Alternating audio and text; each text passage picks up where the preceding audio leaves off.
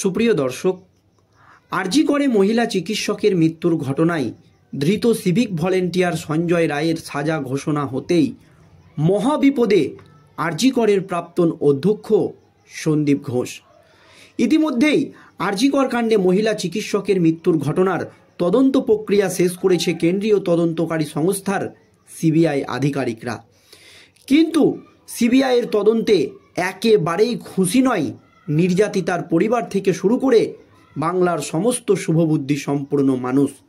কারণ আরজি করের মতো এই ন্যক্কারজনক ঘটনা একাই ধৃত সিভিক ভলেন্টিয়ার সঞ্জয় রায়ের পক্ষে ঘটানো সম্ভব নয়। এর পেছনে গভীর কোনো ষড়যন্ত্র রয়েছে বা চক্রান্ত রয়েছে প্রথম থেকেই দাবি করে আসছে বাংলার শুভবুদ্ধি সম্পূর্ণ সমস্ত মানুষ এবং নির্যাতিতার পরিবার। এছাড়াও আরজি কর কাণ্ডে ধৃত সিভিক ভলেন্টিয়ার সঞ্জয় রায়কে বাঁচানোর জন্য যারা তথ্য প্রমাণ লোপাটের অভিযোগে গ্রেপ্তার হয়েছে সন্দীপ ঘোষ এবং টালা থানার ওসি অভিজিৎ মণ্ডল, তাদের কি কোনো সাজা হবে না? এই প্রশ্ন কিন্তু তুলে দিয়েছিল নির্যাতিতার পরিবার। আর এই আবহে মহা ফ্যাসাদে আরজি করের প্রাক্তন অধ্যক্ষ সন্দীপ ঘোষ। যদিও সিবিআই আরজি কর কাণ্ডে ঠিকঠাক তদন্ত করেনি, আবার প্রথম থেকে তদন্ত শুরু করা হোক এই দাবি জানিয়ে ইতিমধ্যেই নির্যাতিতার মা এবং বাবা সুপ্রিম কোর্টের প্রধান বিচারপতির সঞ্জীব খান্নার দ্বারস্থ হয়েছে। শুধু তাই নয়, বাংলার বিশিষ্ট বিশিষ্ট আইনজীবী থেকে শুরু করে শুভবুদ্ধি সম্পূর্ণ মানুষ যাতে সুপ্রিম কোর্টের প্রধান বিচারপতি এই বিষয়ে হস্তক্ষেপ করেন বা একটু বিষয়টি গুরুত্ব দিয়ে দেখেন যে আসল দোষীরা ছাড়া পেয়ে যাচ্ছে, সেই জন্য সঞ্জীব খান্নার কাছে চিঠিও তারা দিয়েছেন। আর তখনই আরজি করের প্রাক্তন অধ্যক্ষকে নিয়ে সব তথ্য ফাঁস করে দিল কেন্দ্রীয় তদন্তকারী সংস্থার সিবিআই আধিকারিকরা। সিবিআইয়ের তরফ থেকে পরিষ্কার জানিয়ে দেওয়া হলো যে মূল অভিযুক্ত ধৃত সিভিক ভলেন্টিয়ার সঞ্জয় রায় শাস্তি পেয়েছে, ছাড়া পাবে না সন্দীপ ঘোষও। কেন বলছি, কি জানিয়েছে সিবিআই দেখুন দর্শক। আরজি কর হাসপাতালে আর্থিক দুর্নীতির মামলায় সিবিআই তদন্ত শেষ পর্যায়ে রয়েছে। ইতিমধ্যেই কলকাতা হাইকোর্টে মুখবন্ধ খামে রিপোর্ট জমা দিয়েছে কেন্দ্রীয় গোয়েন্দা সংস্থা।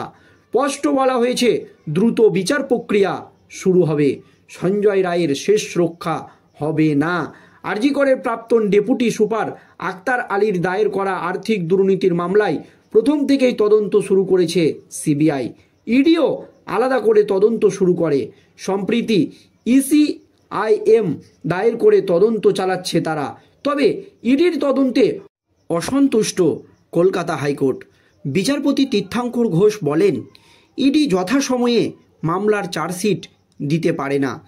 এই মুহূর্তে আদালতের এই মামলায় আর কিছু করার নেই। তবে নিম্ন আদালতকে গুরুত্বপূর্ণ নির্দেশ দিয়েছেন তিনি। নিম্ন আদালতে পরবর্তী শুনানির আগামী এক সপ্তাহের মধ্যে ট্রায়াল শুরু করে যত দ্রুত সম্ভব বিচার শেষ করার নির্দেশ দিয়েছে কলকাতা হাইকোর্ট। প্রসঙ্গত, গত বছর 23শে আগস্ট কলকাতা হাইকোর্টের নির্দেশে আরজি করের দুর্নীতি মামলার তদন্তভার হাতে নেয় সিবিআই। পরে সুপ্রিম কোর্ট তাতে সিলমোহর দেয়। এরপর গত 29শে নভেম্বর চার্জশিটও জমা দিয়েছিল সিবিআই, কিন্তু ইডি এখনও চার্জশিট দাখিল করতে পারে না বা না পারায় উষ্মা প্রকাশ করেছে কলকাতা হাইকোর্টের বিচারপতি তীর্থঙ্কর ঘোষ। ইডি অবশ্য জানিয়েছে ইতিমধ্যেই 22 জায়গায় তল্লাশি চালানো হয়েছে, বেশ কয়েকজনকে জিজ্ঞাসাবাদও করা হয়েছে। এদিন অভিযুক্ত সরকারি অফিসারের বিরুদ্ধে ট্রায়াল শুরুর জন্য সোমবার কনসেপ্ট পেয়েছে সিবিআই। সেই প্রেক্ষিতেই বিচার প্রক্রিয়া শুরু হতে বাধা নেই। মানে সঞ্জয় রায়ের তো সাজা পেয়েছেই, এবার ধৃত সন্দীপ ঘোষেরও কিন্তু শেষ রক্ষা হলো না কলকাতা হাইকোর্টে, পরিষ্কার জানিয়ে দিলেন বিচারপতিরা। শুধু তাই নয়, আরজি কর হাসপাতালে ধর্ষণ ও খুনের ঘটনার পরেই আর্থিক দুর্নীতির বিষয় সামনে আসে। মূল অভিযুক্ত হিসাবে গ্রেপ্তার হন প্রাক্তন অধ্যক্ষ সন্দীপ ঘোষ, পরে টালা থানার ওসি অভিজিৎ মণ্ডল। এই দুইজন মূল মামলাতেও গ্রেপ্তার হন। তবে সেই মামলায় তার জামিন পেলেও দুর্নীতির মামলায় জামিন পাননি সন্দীপ সন্দীপ ঘোষ কিন্তু দুর্নীতির মামলায় এখনো পর্যন্ত হাইকোর্ট কিংবা সুপ্রিম কোর্ট করেও জামিন পাননি। আর এই আবহে কলকাতা হাইকোর্টের বিচারপতিরা জানিয়ে দিল যে বিচার প্রক্রিয়া দ্রুত সম্পন্ন করতে হবে।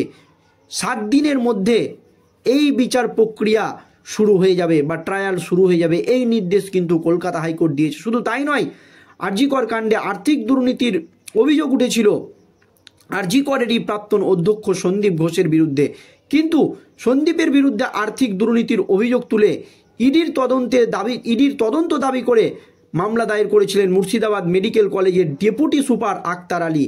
তার আবেদনের ভিত্তিতেই ওই সময় সিবিআইয়ের পাশাপাশি ইডির এই মামলায় আর্থিক দুর্নীতির তদন্তে নেমেছিল। এবার এই মামলায় ইডির তদন্ত প্রক্রিয়া দেখে বিরক্ত হয়েছে কলকাতা হাইকোর্ট যে ইডির আধিকারিকরা কি করছে, তারা কেন দ্রুত তদন্ত শুরু করছে না, এই প্রশ্ন কিন্তু তুলে দিয়েছেন আজ কলকাতা হাইকোর্টের বিচারপতিরা।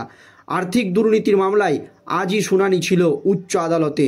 শুনানি চলাকালীন হাইকোর্টের তীব্র ভৎসনার মুখে পড়ল এনফোর্সমেন্ট ডিরেক্টরেট।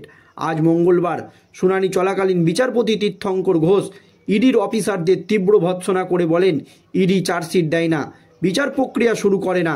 আরজি কর কাণ্ডের সময় সন্দীপের বিরুদ্ধে আর্থিক দুর্নীতির অভিযোগে তদন্তে চেয়ে মামলা দায়ের করেছিল আরজি করের প্রাক্তন ডেপুটি সুপার আক্তার আলী। তার ভিত্তিতেই সিবিআইয়ের পাশাপাশি তদন্ত শুরু করে ইডির অফিসাররা। নিউ টাউনে সন্দীপ ঘোষের পৈতৃক ভিটে, তালাই, চন্দন লোহার বাড়ি এবং কালিন্দির একটি ঔষধের দোকান সহ একাধিক জায়গায় তল্লাশি চালিয়েছেন ইডির আধিকারিকরা, কিন্তু কোনো চার্জশিট জমা দেয়নি কেন্দ্রীয় সংস্থা। মঙ্গলবার এই নিয়ে ইডির তদন্তে বিরক্ত প্রকাশ করলেন কলকাতা হাইকোর্টের বিচারপতি জাস্টিস ঘোষ। আর্থিক দুর্নীতির মামলায় 29 নভেম্বর আলিপুর সিবিআইয়ের বিশেষ আদালতে চার্জশিট জমা দিয়েছে সিবিআই। আগামী 30 জানুয়ারি আলিপুর আদালতে এই মামলার পরবর্তী শুনানি রয়েছে। সেই শুনানি 1 সপ্তাহের মধ্যে অভিযুক্তদের বিরুদ্ধে চার্জশিট গঠন করার চেষ্টা করতে হবে। সিবিআই এর বিশেষ আদালতকে সম্প্রতি এই নির্দেশ দিয়ে দিলেন কলকাতা হাইকোর্টের বিচারপতি, যাতে করে চিন্তা বাড়ল আরজি করের প্রাক্তন অধ্যক্ষ সন্দীপ ঘোষের। কিন্তু আরজি করের যারা তথ্য প্রমাণ লোপাট করেছিল, তথ্য প্রমাণ লোপাটের অভিযোগে সন্দীপ ঘোষ এবং টালা থানার ওসি যে গ্রেপ্তার হয়েছিল, এই নিয়ে কিন্তু কোনো উচ্চবাচ্য পাঠ করল না সিবিআই। সেই মামলায় সন্দীপ ঘোষরা কি সাজা পাবে না, এই প্রশ্ন কিন্তু থেকে